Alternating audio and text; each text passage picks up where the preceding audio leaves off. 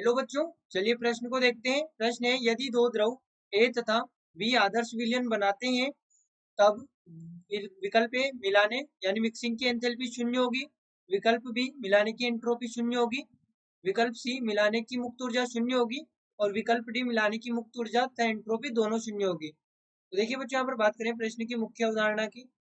मुख्य अवधारणा, तो यहाँ पर हमारे पास में आदर्श विलयन जो होता है, आदर्श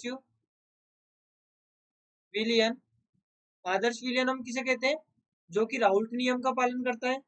राउल्ट नियम का, राउल्ट नियम का पालन करता है, राउल्ट नियम का पालन करता है। अब बच्चों होता क्या है कि जब ए व बी को मिलाया जाता है, यदि हमारे पास में ए व बी दो द्रव है, तो ए व बी को मिलाने पर आदर्श विलयन, आदर्श विलयन बनता है तो ना तो ऊर्जा मुक्त होती है, ना ही ऊर्जा अवशोषित होती है, ना ही ऊर्जा अवशोषित होती है। तो यहाँ से हम कह सकते हैं कि जो डेल्टा एच हमारे पास में होगा जीरो होगा, डेल्टा एच जीरो होगा, यानी कि एंथैल्पी शून्य होगी। यहाँ पर ये एंथैल्पी शून्य होगी।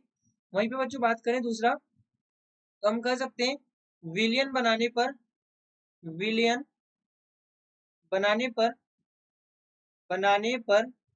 एंट्रोपी हमेशा बढ़ती है, हमेशा बढ़ती है। इसे इस प्रकार से लिखें कि जो हमारे पास में विलयन होता है, विलयन को जब भी विलयन बनाया जाता है तो यहाँ पर एंट्रोपी हमेशा बढ़ती है। यानी कि हम कह सकते हैं कि जो डेल्टा एस होगा, ये यहाँ पर हमारे पास में पॉजिटिव होगा, डेल्टा एस पॉजिटिव होगा। वहीं पे बात करें बच्चों, तो विलयन बनाने की प्रक्रिया, विलयन बनाने की प्रक्रिया यहाँ पर होती है स्वतः प्रक्रम, स्वतः प्रक्रम। और बच्चों जैसा कि हम जानते हैं कि जो स्वतः प्रक्रम होता है उसके लिए डेल्टा जी नेगेटिव होता है, उसके लिए डेल्टा जी नेगेटिव होता है। तो यहाँ से देखिए हम विकल्प की बात करें यदि, तो पहला विकल्प हमें दिया गया है मिलाने की एंथैल्पी शून्य होती है, तो बच्चों यहाँ पर हमारा विकल्प सही होगा। दूसरा हमें दिया है मिलाने की एंट्रोपी शून्य होती है, तो नहीं, एंट्रोपी हमेशा बढ़ती है यानी कि पॉजिटिव होती है, तो ये विकल्प हमारा गलत हो गया। मिलाने की मुक्त ऊर्जा शून्य होती है, नहीं, मुक्त ऊर्जा यहाँ पर विलयन बनाने की जो प्रक्रिया है ये स्वतः प्रक्रम है, तो यहाँ पर डेल्टा जी नेगेटिव होता है, तो ये भी गलत हुआ।